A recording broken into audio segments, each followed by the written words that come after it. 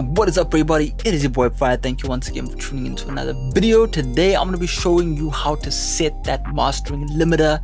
Simple, easy, and effective. If you don't really want to get in depth to mastering and things like that, then this video is for you.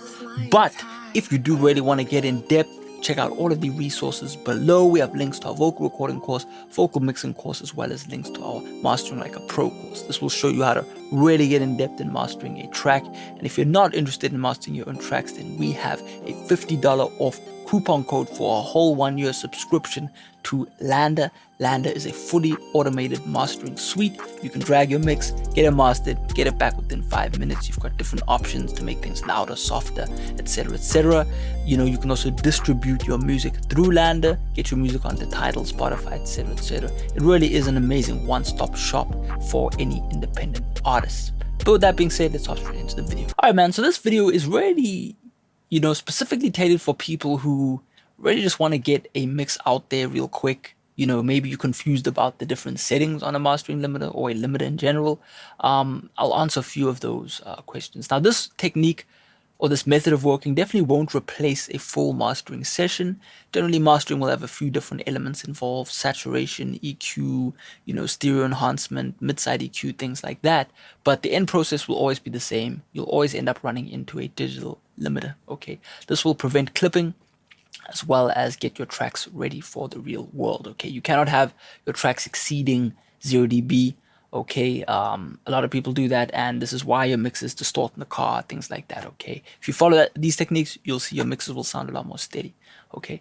So the first thing that I like to do is, man, if you were to just, you know, if I was just to look at a mix, right, and someone said, add gain to my mix, what I would do is I would look at where the loudest element is sitting at, and then just do the difference, okay? So you can see the loudest element in this mix will actually be the beat, okay? And as you can see, we've dropped the beat by minus 9.5 dB. So that means that the makeup gain of our master track will be around 9 dB. As you can see, we've got other elements in the mix, so obviously we don't want to just do exactly, you know, minus 9.5 plus 9.5, because we may actually run into an error of, you know, crushing our track because we've got additional elements adding volume onto our track. So we don't just want to blindly do that, but that ballpark is definitely where you want to be, okay? So that kind of, hopefully that answers your question on, you know, how to gain stage that mix bus, right? If I was just to turn this off.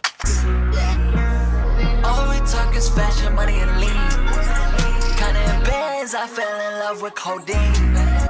Right, as you can see, our final mix is actually hovering around -6. So obviously us adding 8.5 is going to push the track into the limiter. It's going to make our mix sound a bit squashed, okay? But we can always find that level where we're getting enough loudness, but we're also not crushing our track. That's kind of what you want to achieve when it comes to this gain area, okay? So I'm going to turn that back on. Now, we have a whole lot of other settings within most limiters. Generally, you're going to find an attack and release. You're going to find sometimes a look ahead, right? I just like to leave things stock because I like the Pro L sound, okay? I love using the modern sound. Some limiters won't have different settings, right? But all limiters will sound a little bit different, right? One plugin that I really like, which unfortunately don't have, is the Waves L2, right? That was like the old school, you know, loudness maker, you know what I mean? If you really wanted to make a mix loud, you use that, right? A lot of people use the Slate mastering limiter, right? I forget the name of it, but every limiter will have a slightly different sound, and you really want to, over time, find the one that you like. I personally like the Pro L because it just fits in with my workflow, okay? I like the way it affects the stereo signal. I like the way it kind of, you know, squashes the mix, right? It just has a sound, and it's preferred by many high-end professionals that are putting tracks in the top 40 around the world, right? It's their limit of choice. It also really interacts well with analog gear, right? You know, we push our mix through Daking FET compressors, right? SSL mix bus, right? All sorts of things. And it doesn't alter that sound of what we did in the real world, right? We push it back into the box, it sounds good, right? So in terms of that, you know, you definitely want to find something you like. Once you have something you like, you can then begin messing around with all of these different settings. They will again affect how grabby the compressor is, or the limiter is, my bad. And the way, you know, it just interacts with your mix, okay? So hopefully that also answers your question in regards to settings of your limiter. The next thing that we want to make sure we're doing is true peak limiting, okay, or limiting our mix. Some limiters are not actually true peak limiters. Now, what does it mean for a mix to be a true peak limiter? It just means that it's going to be sample accurate, basically. I don't know what the wording is here, but let's just see. When enabled, true peak limiting ensures that the limiting process takes true peak into account and ensures that the final true peak output level won't exceed the current ceiling, right? Our ceiling we will set ourselves. Again, this is what I was talking about earlier about setting that final level, okay? You want to make sure that it's actually going to true peak limit, right? So for example, if I just do this, let me just pull up a isotope insight. This will be able to really tell us if our mix will clip, okay? Now, if we see any clips over here on this peak, we know that the limiter is not actually true peak limiting. All we talk is fashion, money, and lean. Counting bands, I fell in love with codeine. Yeah, I like a star, yeah, she know she cook it clean. Right, as you can see right there, no red, minus 0.4, okay? Mwah, it's all good and ready to go. We got a nice loud master, but at the same time, what happens when I actually convert my track to MP3? Now, I've got a little plugin right here that can actually mimic that. I do know iZotope have that as well, but I personally love using this lame VST. I find it more true.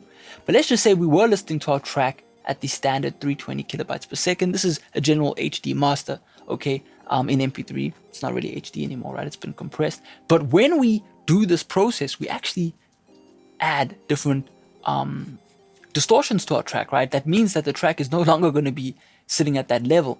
Now, when you just have the ceiling set to -0, what happens is when you add on that final stage of conversion, which is naturally going to happen on streaming sites, it's actually going to make the track distort, okay? So this is why you'll see me set my output ceiling at -0.4. I used to have it at -0.2, but I found that when listening back to clients' mixes or my own on YouTube or Spotify or Tidal, you'll actually find that it is actually distorting, and you don't want that. You want it to always be under -0.0. So just pay attention to how, once we've got MP3 enabled, how this level will actually change, okay? It might be -0.1, it might even be clipping, right? All we talk is fashion, money, and lean. Counting bands, I fell in love with codeine. Yeah, I like a star, yeah, she know she cook it clean. That boy ran up, but that AR got it. See, so there you go. We've got clipping, right? It is what it is, but at least it's not aggressive, okay? If we had our track at 0, let's see what would happen. All we talk is fashion, money, and lean. Counting bands, I fell in love with codeine. Yeah, I like a star, yeah, she know she cook it clean. That boy ran. Right, a little bit more clipping going on, right? Generally, I'm gonna enjoy putting it at -0.4. It's always worked for me, and I don't really get the track clipping too much, okay? Plus 0.1, not gonna be too bad. Once we get 0.4, 5, 6, 7, you know, things are getting a little bit sketchy, right? But again, you know, it's just test, trial and error, right? And then obviously the worse the quality of the track gets, the more distortion is gonna occur. So -128 kilobytes per second. All we talk is fashion, money, and lean. Counting bands, I fell in love with codeine. Yeah, I like a star, yeah, she know she Right, cook. as you can see, it acts a lot differently, it distorts a lot more, and this is why you want to put that safety buffer on there. This is also why I recommend listening to your music in HD, right? Tidal is an amazing platform for that, right? I listen to my music in mastered quality if it's available. If the uploader uploaded it in HD high res, I'm listening to that. That way, when I'm sitting in a nice listening environment, I can really hear that track in its kind of trueness, okay? So that's really, you know, in regards to conversion and output level and things like that. Now, another option we have, one other few options we have is oversampling, which I highly recommend, right? You can even use the best one. Basically, what it'll do is it'll just make every peak or distortion sound better when you export. They obviously have a better description here. Determines how many times with a maximum of 32x the internal limiting process is oversampled. It is recommended you use at least ×2 or ×4 whenever possible, but certainly when limiting heavily or aggressively, right? Now, I don't know how they do this. This is mathematical geniuses at work, but whenever I set my output oversampling to like -4, -8, I hear that every transient is a lot cleaner. So you definitely want, you know, a limiter to have that option available, okay? So it's definitely something that I recommend. Again, just know that the more the better, right? I don't know the math behind it, but it definitely makes transients sound much better, much cleaner, okay? Again, another option that we have is our dithering process. Now, dithering, from what I remember, is that it's just adding blank random noise at the bottom of your mix. Now, the only time you should be dithering is if you are going to convert from what you're working in to a lower resolution, okay? So when you're working in your DAW, you should generally be working at 32-bit or 24-bit, okay? This is just industry standard practice. But if you're going to be converting from, let's say, 32-bit to 24-bit, as I normally do, I work with my clients' music at 32, and then I give them a 24-bit file, because streaming services aren't going to take a 32-bit file. It's too high res, right? They don't want that. So I just like to then dither my mix down to 24, and I just leave the noise shaping it optimized, right? Whatever's default. I don't really get too in depth with the different sounds of the dithering, but just having it at 24-bit is definitely going to work wonders, okay? As you can see with this mix that I've done, this is going to be uploaded to YouTube, and I'm not going to dither it just yet because I'm going to edit the audio of this video, so I'll dither it then. You know what I mean? You don't want to dither over and over again. There's no point in doing that. You're just adding a process that isn't yet needed. Okay, but yeah, that's pretty much all there is to it in regards to limiters. I know it may sound a bit crazy, you know what I mean, but it's not really as simple. But yeah, this is how you can do it. If you want to learn more about the mastering process, then definitely check out our mastering course, where we take a track with a few issues and then we make it a lot better. Okay, we use saturation, we use EQ, mid-side EQ, different techniques to really get that track loud and proud. But yeah, man, hopefully you enjoyed your time here. Hopefully you learned something, and I'll check out the next one. Peace out.